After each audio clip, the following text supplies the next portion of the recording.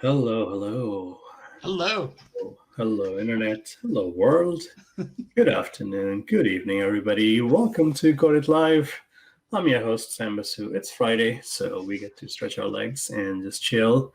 Our one rule for our Friday chat shows are no screens. We're not looking at code. We are all living through a pandemic, and we are missing out, hanging out with people that we love and care, folks who are passionate, and that's what we're doing.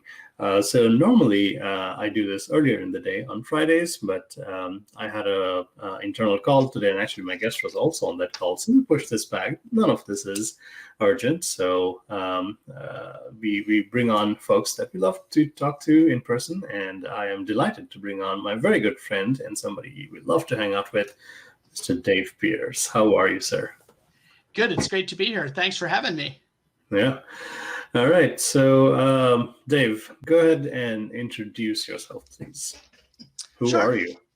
Who am I? Hi. So I'm Dave Pierce, as he said. I'm actually taking on a new role at Progress. I've been managing the blog for about a year and a half ish, and now, in addition to that, I'm also expanding my role into a job as employer brand manager. And what that means is I write, honestly, I write stories about the people I work with and for internal and external communications.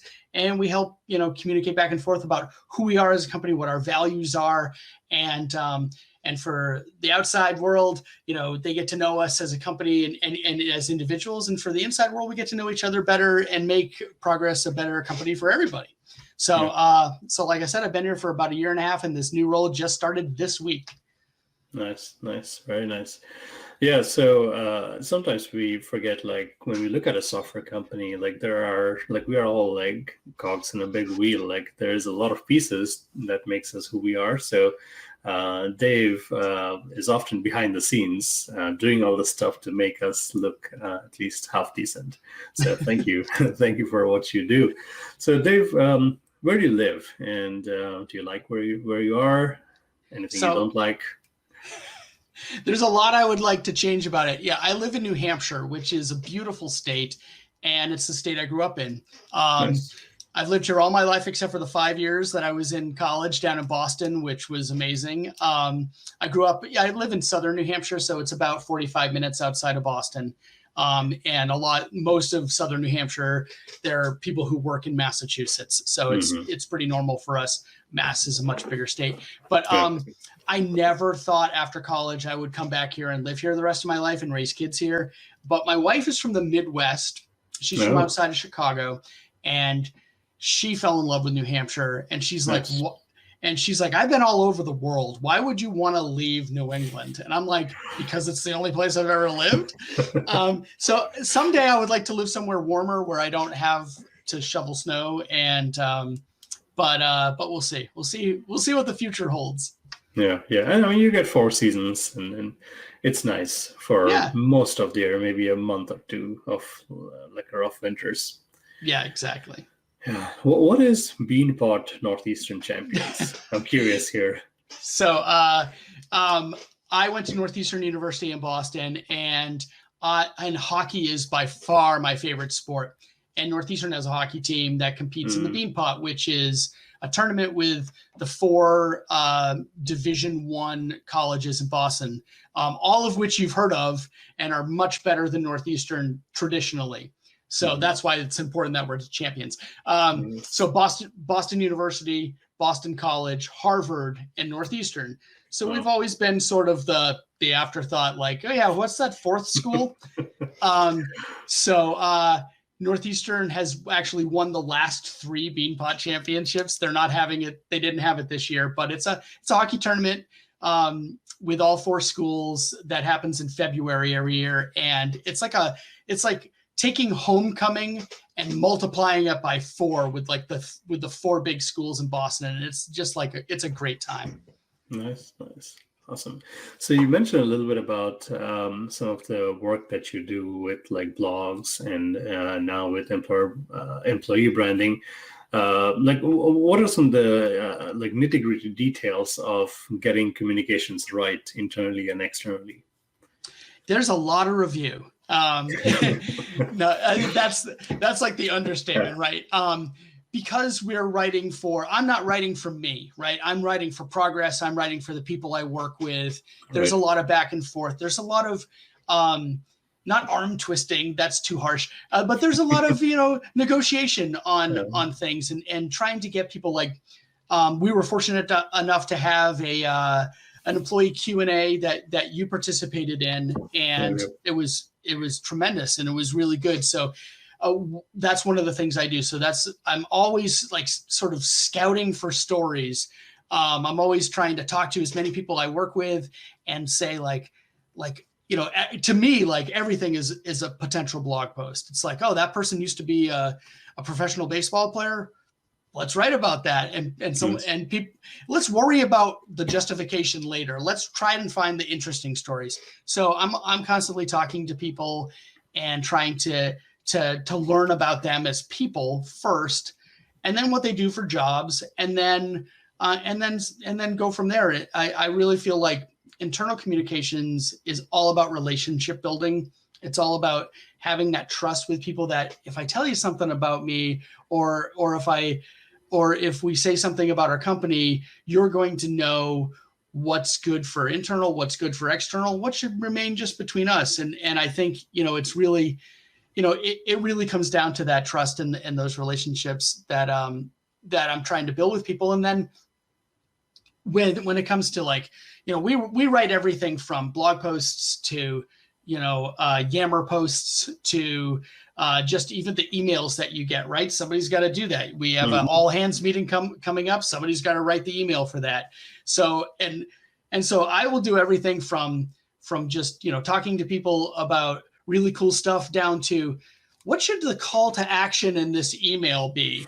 How should we word this question when we do a survey or something like that, right? And then trying to just pull those things together and get them approved by everybody, because, when you work in a marketing department, a great one like we have at Progress, and we've got, a great sort of, C-suite of leadership folks and vice presidents and everybody.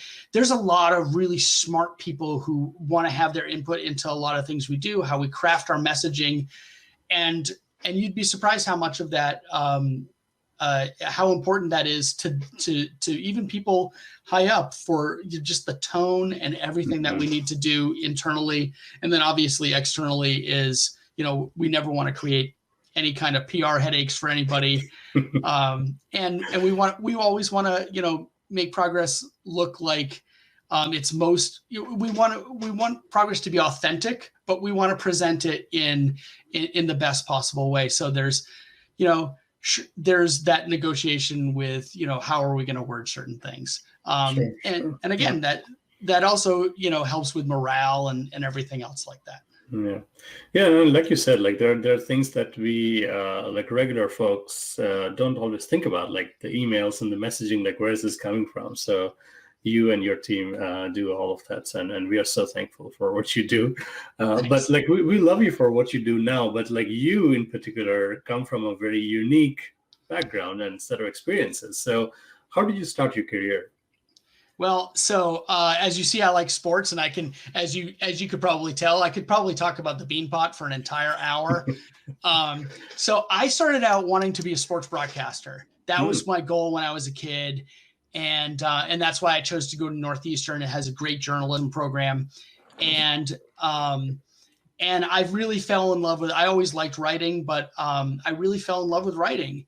And so I started out as a news reporter, as a sports reporter, then a news reporter, and then a news editor. And so I covered everything from Little League baseball to writing police logs to covering, the State House, and then evolved in about halfway through my journalism career, which was 20 plus years. I decided I wanted to shift digitally and away from the paper product. Because that's where it was going, and I didn't want to be the last guy on the ship. So I taught myself how to do some basic things in HTML. I was always jumping in and helping people out on the web team, even though back in the late 90s, our web team was usually one person at some of these small papers I worked at. Mm-hmm. And then eventually I got a job at the Boston Globe as a web producer and editor, and started, I worked overnights for a long time. So I started taking the paper and putting it online, and then worked my way up to where I was a digital managing editor for the entire Northeast for Hearst, which owns 26 different news stations across the United States. So that was fun. And then I'm you would say, well, how did you get into a marketing job? Why did you come to work for a tech company? Then the 2016 election happened, and it basically broke my spirit. And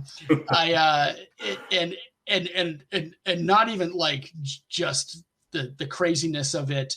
It was incredibly hectic, and I had been through a lot of election cycles. I had covered some major things like the Boston Marathon bombing and things like that. Oh, wow. That really sort of, those things will break you after a while. Takes a toll on you. Yeah. Yeah. And then I just said, well, I need to get out of this. I don't want to be doing this the rest of my life. And also the life of a journalist is pretty sad. You don't make that much money, and they let you work nights and weekends. So, Such a privilege. So I have 2 kids and Yeah. and a wife, and I said, well, maybe we should, be able to pay for college and have me around. So, Yeah. I shifted gears and started working at a tech company in Boston, and then eventually I made some relationships there, and now a couple of people who I worked with there worked at Progress. So then I eventually came over to Progress. Nice. Here you are, and we are so glad to have you. And I think this is one of the good things about like the tech industry. Like it's not just like developers. It's not just like folks who are churning out code. It is such a mix of people with variety of backgrounds and educations just coming in and enriching the industry. So yeah, and then you bring some unique perspectives, having covered so much of like journalism in like 25 years. Yeah. And I mean, no wonder you're good with stories and words, because that's what you do.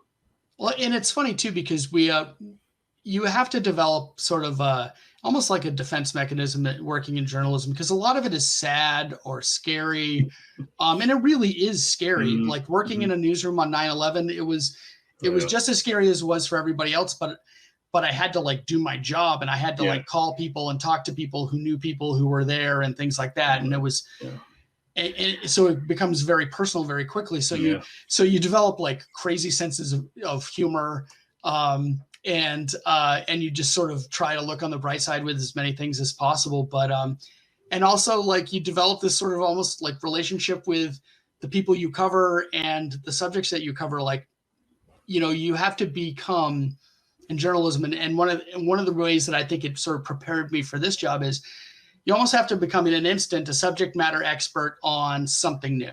Okay, well now today, like the example I like to use for people is I became our subject matter expert on Whitey Bulger, the gangster from Boston, right? So, and I was doing all the special project stuff for Whitey Bulger, and I read probably, 200 articles about him, and then I had to go through our archives and find old photos and things like that, and then put all of this stuff online and create like this basic online library about everything about him, and talk to all the old reporters and learn different stories and stuff like that. And it was really cool. And so I feel good about that sort of legacy from what I did there. And I see some parallels to what we do. Like, you can go from being a paper of record and you're a library of the truth and of things that happened as best that you can. And for even for, I know this sounds weird, but even for a B2B marketing website, we have to have some consistency. We have to be able to have, storytelling. We have to be able to get people from point A to point B. And the point is, yes, to buy something, but it's also to make better things together and to find those things that really excite us. And so that's one of the things I love about this job, not just talking about our employees, but anytime we get to talk about a customer, anytime we get to talk about real things that people are doing, that's that's fun to me. And I don't really see a difference between, that kind of marketing writing and what a journalist does. It's just not as scary. Yeah. No, and when you talked about having to kind of become the subject matter expert and switch, this is something I think the tech community is a little cautious of. Like constant context switching is hard. It's really hard, and we try to focus, and yeah. So again, I think that's why I'm a master of nothing, right? My knowledge of the world is an inch deep and a mile wide. Like I'm always going to be a generalist, but but I'm also in awe of people who are experts in what they do, and I trust them. And when you get to know, people who are really good at their jobs, to me as a generalist, there's nothing more inspiring than that. Like, and I don't know if you guys see yourselves that way, but I think people who work in technology, engineers, I'm absolutely amazed when I turn on the TV and I can see live pictures, right? So, it doesn't take much to impress me. And you're being very humble. Like when you say you go wide, you go very wide. The topics you cover, the things you deal with, it's very wide, and you're amazing. So on that front, so given what you do for a tech company, like what are some of the things that are really fun, and what are some challenges for you?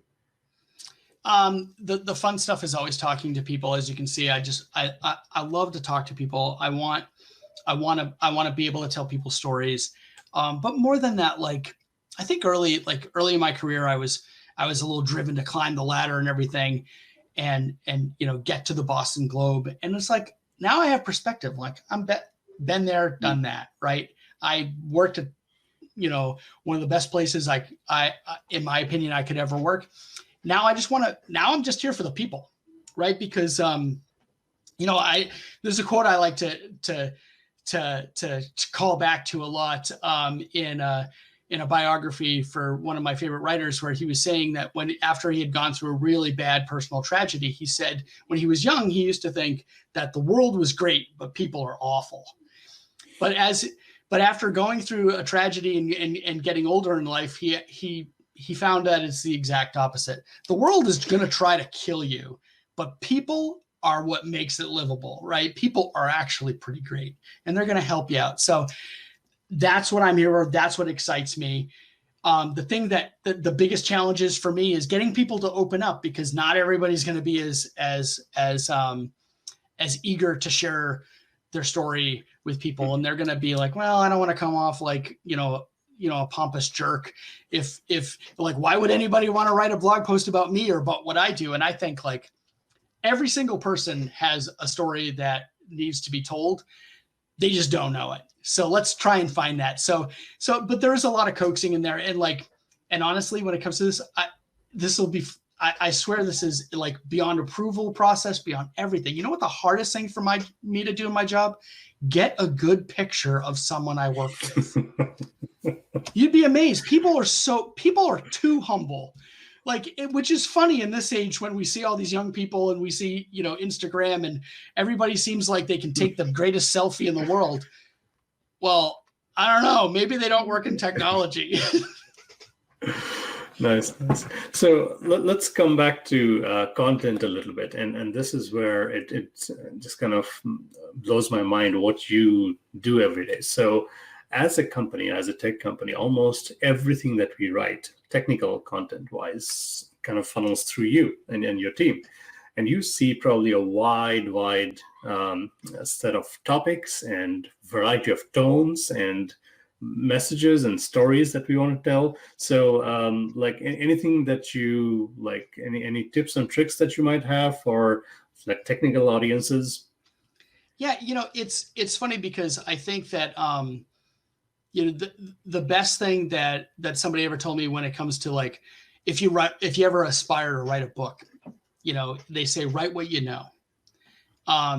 And that couldn't be more true in all forms of writing. Write what you know, and don't think for a second that there isn't somebody out there just like you who wants to read that, who wants to see like the thought process that you went through in doing something. and they're trying to do there's a bunch of people out there trying to do exactly what you're trying to do, accomplish the same thing. And they're trying to get better every day as well. They're not trying, I don't think most people are going through life just saying like, I'm just going to punch this widget and go home. I don't think, like, yeah, sure, there are days, right? There's days, but like for the most part, everybody wants to do a great job. They want to, they want to do what's going to inspire other people. So if you're inspired by something, if you know something, and if you're trying to do that next great thing and trying to do better at it, it doesn't even matter what it is. Just write about it and share it with other people. And unless it's super special secret, right? And it's it can't be shared because it's awful, but I'm not awful, but it's just so important to your company or whatever. But after you build it, then share it. By all means. Like, I love, like, the first tech company I worked for was Acquia, and it was started by Dries Buytaert, who's the creator of Drupal. And I was so inspired by this guy. He decided that he created Drupal in his dorm room and in college, and then he made it open source, and he's got this whole community. And I love the idea of the open source community. I love the idea of working with other people to make it better, and different people from different areas contributing. I love the idea of what technology can do, and what what people can do together when they try to make that next great thing. So sure, it's probably not easy, and I can't imagine what it's like to stare at a screen of code for hours and hours and hours. But like, there's got to be a payoff, and I really think, like, I love the blog posts that you write. We have got some other pretty dynamic writers on our blogs that write these things, and like, because they're passionate about it, even if I don't know what they're talking about, that transfers, right? And so that makes me happy. I love reading when someone just loves their thing so much. Like, just keep going, keep writing. Yeah. And the very last thing I'll say about writing is do more of it. Just never stop. Like, there is an audience. We can find it for you. There's people like me who I'm going to work my hardest to find your audience for you, and we can work together. But whatever you're doing has incredible value, and there's got to be somebody out there who could benefit from it. Yeah, that is so well said. And it kind of gets to the heart of what we call the imposter syndrome. Like, you're always double guessing yourselves. Like, do I know this enough? And sure, I mean, it's technology. Somebody might also know what you know, but it's almost always your story, your experience.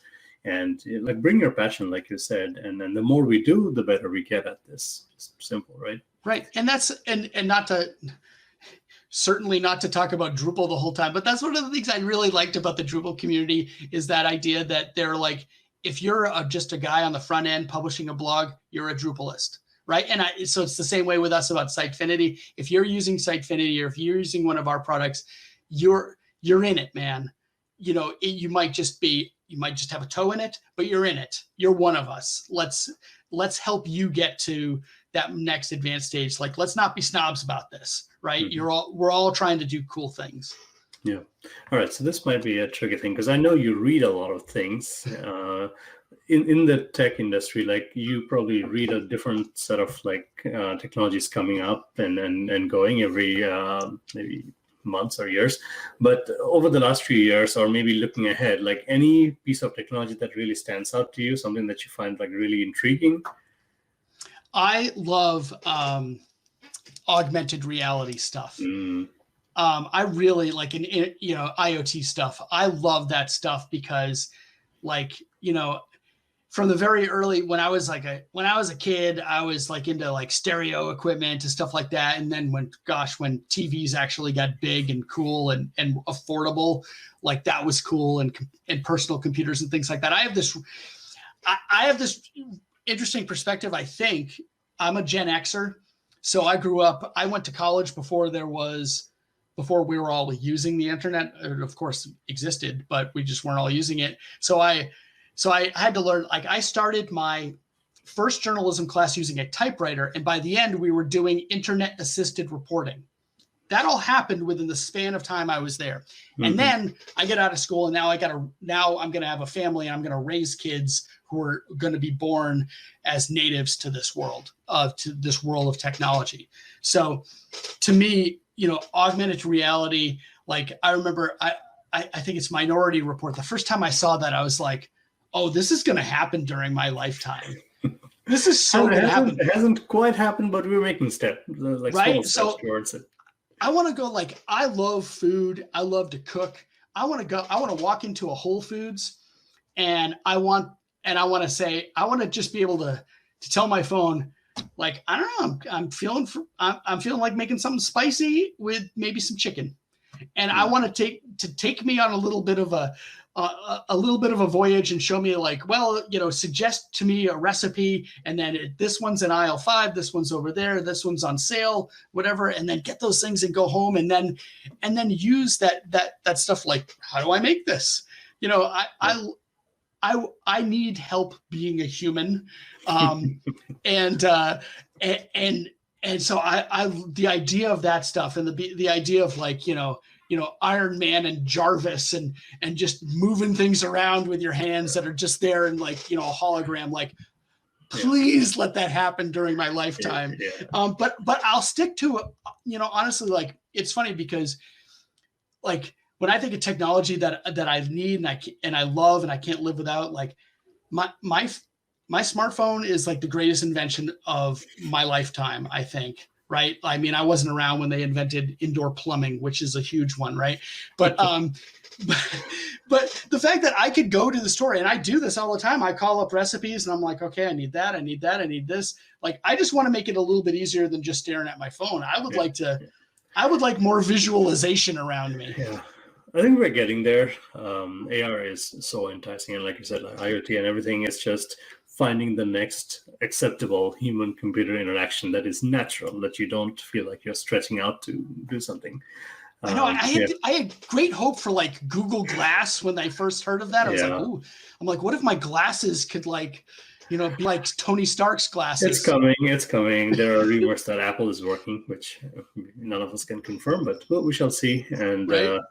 We have voice assistants nowadays, and we can't say their names because, like, if people are watching, we're just going to wake up those devices. But we would all love to. In fact, I had a long conversation with somebody who works at Amazon, and the technical challenges of calling it Jarvis. Like, we would all like to call it Jarvis, but there are some, like, unique challenges as to why they don't come. Well, one maybe it's just copyrighted, but like they depend on some like the processing that it takes to wake that device up when you say a specific word. It's non-trivial, so it's very difficult for them to change it up. And some days we'll soon have Jarvis doing augmented realities, and, like, holograms were there. It's a thing. It's just not very kind of commonplace. It's not very mainstream yet. So we shall see.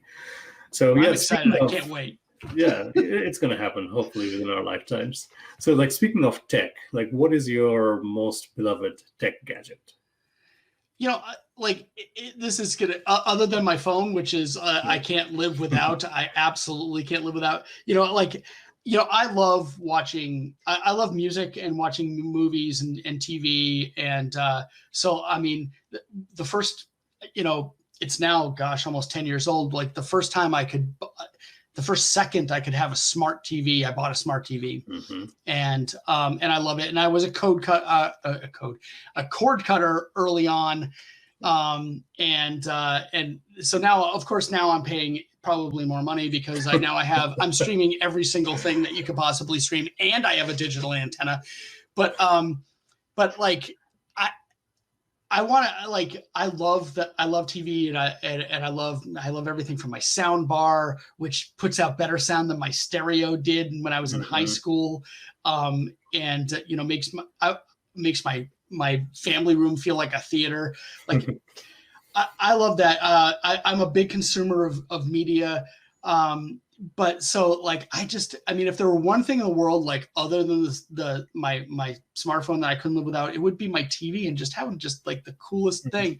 And I can't wait for what happens next when they can when they can actually make that much more interactive, and when I don't need a remote at all, and when I can watch a football game and ask my TV for the stats of just my fantasy football team, that'll be amazing. We're close. I think we're getting close. And you're right. Like smart TVs are amazing, and a lot of the times they run the same OS that like some of maybe the mobile frameworks are using. So it's not that far off for developers to kind of migrate our apps to power these bigger experiences. Just a giant tablet. It is, and that experience itself is evolving. I think like Samsung came up with like a huge, like a 80-inch. It's kind of like a wall almost, which is just essentially a TV. It can do other things. So if you're not watching.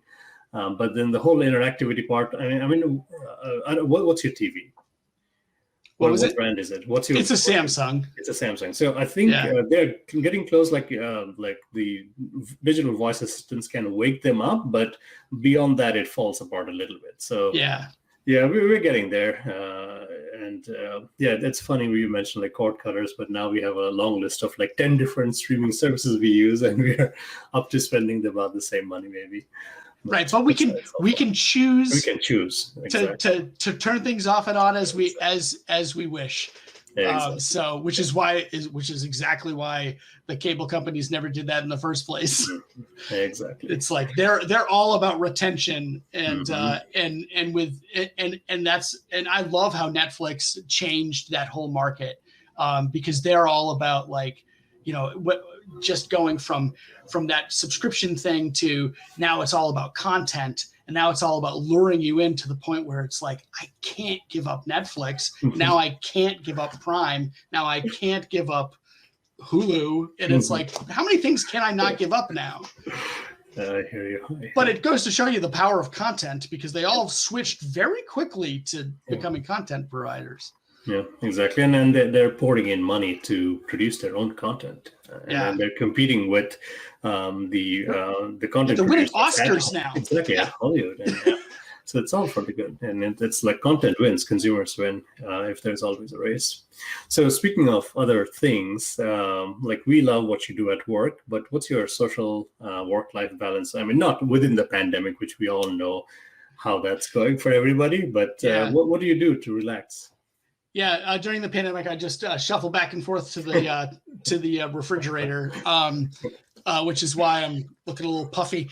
Under normal times, I love sports. I love going to hockey games. I love going to a good pub and getting a pint of Guinness and just hanging out with the guys.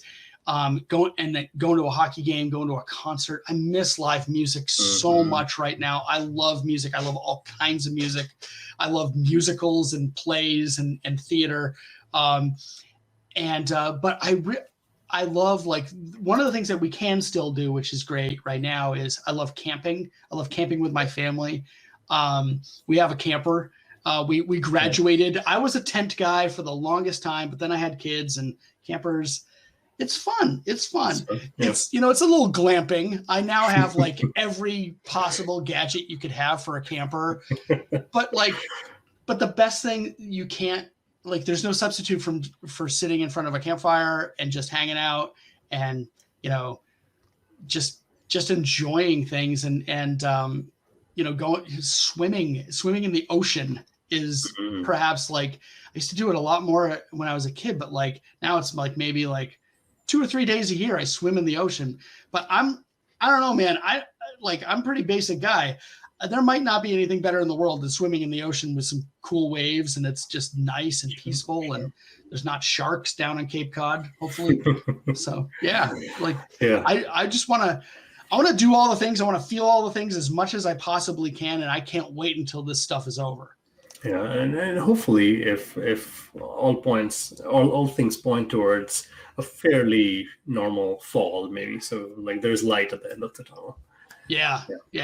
And it's funny too, because my oldest daughter is 18 and she's going to go to college this fall, and I just really, and she's going to go to college. Thank you, in New York City, and it's like I'm a little scared, but like just the idea that, like, I hope it becomes normal, because I went to college in Boston, and it was an incredible experience. It's an experience that, yeah, you I don't can't want even things to miss imagine out. what it's like Yeah. in New York City. So I can't wait for her to have that experience. Oh, So you got an 18-year-old. So would you be an empty nester? No, you got another one. You got I have a two, younger right? one. Yeah, my youngest daughter is 16, so now she's learned how to drive. So that's fun Nice. and scary. She's very responsible though, so that's good. That's good. That's good. All right. I mean, you're like me. You've already mentioned food a couple of times without me asking. So I was going to get to that. What's your favorite cuisine? What do you like eating? So, you know, I would like to. I have like 4 main food groups, but I think one of them is cheese and one of them is ice cream. That's like in a whole entire food group for me. Again, I'm a little puffy, but and then I think the third one would be garlic. And then I don't eat red meat, but I like right now, like I'm passionate about trying to find or trying to be able to make the most amazing turkey burger of all time. That's my goal right now. I haven't eaten red meat for about 10 years. And I know all of this sounds very basic: cheese, garlic, turkey burgers, but like, you know, I grew up in a New England town with 2 parents who, not the greatest cooks in the world. They made very boring, you know, meat and potatoes kind of stuff. So I try to like, but it's one of those things like you ask people, or I think I read somewhere once that if somebody's favorite ice cream is vanilla, they're actually a lot more interesting of a person than you think they are, because there are somebody who can actually have vanilla and just like, that's enough for you, man. Like they might actually have a more complex palate than somebody who needs like, you know, pretzels and, you know, gummy bears and all kinds of things in there. So I'm hoping that I'm not a terribly uninteresting person if I like uninteresting food, but like, yeah. And I think my 5th food group would be pizza, because I'm forever in search of the best pizza. I've been told it might live in Connecticut somewhere. I haven't been there yet, but I must find it. So. Yeah, and it's interesting when you get back to just the core basic ingredients like garlic you mentioned and vanilla. When you get back to just like the pure, the best form of vanilla ice cream, it's amazing. If you go to some of the places like in Italy or so on, where they really care about letting the ingredients shine through, not all the commercial stuff that we get. Right. You get to the essence of it. It's really done good. Yeah, I don't need the bells and whistles. Exactly. Well, sometimes I like it. There's this one place on Cape Cod that we go to when my family's from Cape Cod originally, so we still vacation there once a year, and it's like, I don't know what's in it, but I think they call it Muddy Boots. It's got like some brownies and some all kinds of good stuff in there, and I'm just like, oh my gosh, like that's good. I don't like a lot of these other things that have like, they just have too much in them. And I've tried some sort of, you know, things like, I thought I would love Guinness flavored ice cream. I did not. and it broke my heart, because I'm ice cream and Guinness. I was like, yeah, that's all right. So yeah, I talk about ice cream a lot. Yeah, I can tell. You and me, that's why we get together. Let's get hang out. All right. So if you had $1 million right now, what would you do? So, you know, I think about this a lot, because I keep, even though I don't ever believe in playing the lottery, because it's just, you're not going to win. My wife does. So I'm always like, well, at least there's one of us once in a while. Maybe it might happen. $1 million. See, $1 million, you got to be a little practical, because that doesn't go as far as it used to, right? I don't even think I could retire on $1 million now. But I thought about this a lot. So, I would pay off my remaining debt, which is basically just my house, because I've worked very hard at paying off, you know, all kinds of debt and things like that. Good for you. Thanks. It was hard. But now, like, we're just done paying off our debt. And now, like, all right, well, do you have $200,000 lying around for your daughter's college? And do you have another $200,000 lying around for your younger daughter's college? So I would take half of the $1 million and pay off my house.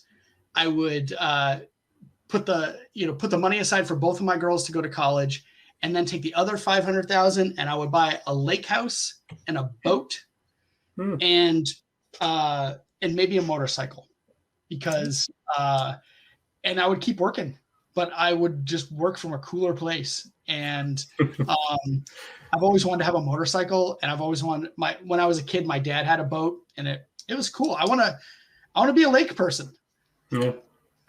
I live right up by the lakes here, 5 Great Lakes, and then lots of smaller lakes, and it's just a whole thing to get into. Like, there's so much to learn, so much to kind of take in, and so much money. Like, it's like you almost have to like inherit it at this point. Like, Right. I'm like, yeah, how does somebody get a lake on, the big lake in New Hampshire is Lake Winnipesaukee, and it's like, that's where like, like most of the people who live on the lake are not even from New Hampshire, because they're so rich. They're just from other places. Like, it's so expensive. They don't live there more. Like, they probably live there like for a month, maybe tops a year. And I'm like, other than that, their mansion on the lake just stays empty. And I'm like, yeah, like, can I just borrow it for a while? I hear you. All right. Well, Dave, let me ask you one last thing, and this may be personal, but I know you as an incredible ally to inclusion and diversity, and you genuinely care. Like, what's your take on how, like, we humans, like, why do we not treat sometimes other humans as humans? And what do you want to see the world change into, especially with daughters that are growing up? I mean, one of them is an adult now. So what change do you want to see in the world? So, that's a great question. Oh my gosh.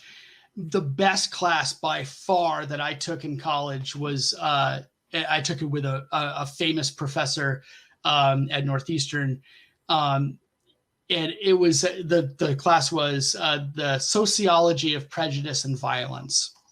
And it really opened up my eyes to the why question. And I took a lot of sociology classes when I was in college.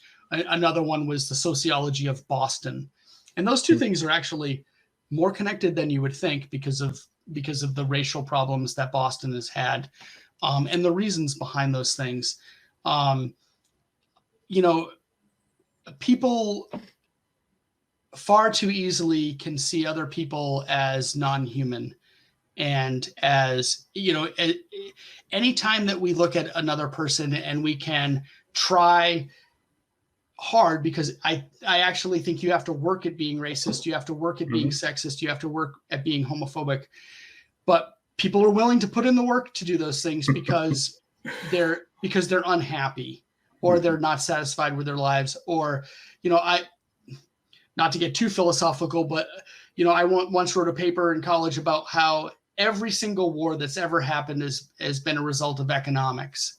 And I believe that's largely true to an extent. It's not 100% true, but I think that, I think economics, and I think any kind of, way we can look at things and say, well, I'm going to blame another group, and I'm going to see them as being subhuman because they don't have the color of my skin. They don't go to the same they don't worship the way I do. They don't love the way I do. They don't look like me. They don't, they're not the same gender as I am. And as long as we can keep seeing those differences, we can keep pushing people away. And it becomes easier and easier for some people to just look at people and say, well, you're not in my group, just keeping it very basic. My group is this. I've decided that this is the only group I'm going to protect. These are the only people I'm going to care about. And everybody else, I'm going to try and make this giant leap in my head. And I'm going to work at it to now think that your feelings and your thoughts and everything around you and your family and your people is not equal to mine. Again, I think that's really hard work. You're not born feeling that way. And I think, I'm not going to lie. I grew up in a mostly white town and mostly white New Hampshire. And I had a lot of backwards ideas when I went to college. And then it was a tough adjustment for me for a lot of reasons, but mostly I think for a good thing, which is I found that I had an outpouring of empathy for other people who I'd never seen or understood. And when I got to talking to people and I got to meet people from different groups, I found it harder to separate myself from other people, and I found it harder to do that work that it takes to hate. And I didn't see people as being as different from me as I previously had. And my education definitely helped a lot with that. I think Northeastern's an incredibly progressive school, and going to school in Boston. Boston, Boston's got some warts, but it's politically progressive. But there's still some deep racial divides there that go unnoticed sometimes by those of us who have the privilege to not notice them. But every day, I hope that there's at least one kid that's going to school in Boston or having his eyes opened to the world in a new way, who was like me, and can say, like, that's not at all what I thought. What else did I not get right? What else did my parents not get right, or my grandparents not get right? What else did my group of people in my little rural town not get right? And how can I change? How can I get better? I don't think we're ever a finished product as a world, as a country, or as people. I think we all need to, I'm not content with who I am as a person. I'm not content with my country, my state, and I'm not content with the current state of things all over the world when,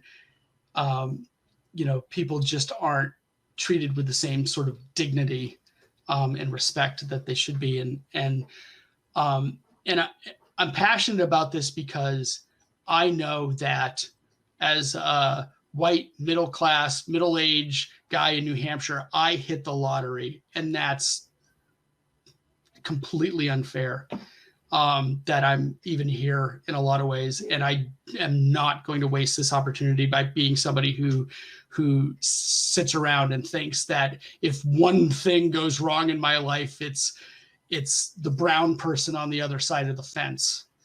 Like, it couldn't be farther from the truth. Well said. You heard it here first, people. It's difficult. It takes a lot of work to hate. So love is easy. The easiest thing in the world. You come out of your mother wanting to love people. Like, you work the rest of your life trying to deny that.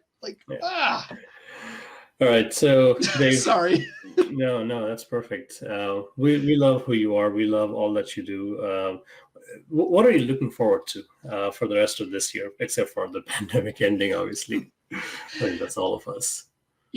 I'm looking forward to professionally, I'm looking forward to this new chapter of my job and being able to get to know more people at Progress and really dig deep and like, just, it's not enough to just tell our story, and it's not enough to just talk about our products, and not enough just to talk about who we are. I'm always interested in the next thing. Like, what is like, and not even beyond our customers. Like, what is our customer's customer getting from this? What are we doing? Like, I want to get, like, the longer I'm at Progress, the more I want to know how we're not wasting this time on this, rock spinning around the sun. I want to know how we're going to make things better for people and how we can do cool things, and the cool things do make it better. And I'm excited for the next step that this company takes, whether we get bigger as a company and we provide more services to more people, or we bring more interesting people into the company and hopefully a more diverse group of people into the company and into our leadership positions and onto the board of directors and things like that. I believe that this company, I don't know, I'm not a betting man. As I said before, I don't even buy a lottery ticket, but if I had to bet on one thing, I would bet that Progress would be one of those companies that could actually walk the walk. Right. I believe that. And I'm really optimistic about the chances that we have to do something good for people. And that's what I'm looking for. It's not about making money, and it's not about it is about the next cool tech gadget and all that stuff, but but how are those things making people's lives better, and how can we, how can we be better humans? I feel like I work with people who are asking the same questions that I'm asking every single day. And I look forward to the next day that I get to work with people like you and people, who've probably been on the show before, who I work with closely. Like, I just, I can't say enough about the people at Progress. Awesome. Very, very wise words. So thank you, sir. And we love what you do, but more than that, you're an incredible human being, and we are thankful to be able to work with you. All right, so folks, I think it's time. It's been a week. It's been a long week, but it's Friday, at least here for our time zones, and I'm sure it's Friday late evening in other parts of the world. Australia is waking up to the tomorrow that we haven't seen. But other than that, folks, take it easy. Hope you have a great weekend. And anybody hanging out with us in chat, thank you.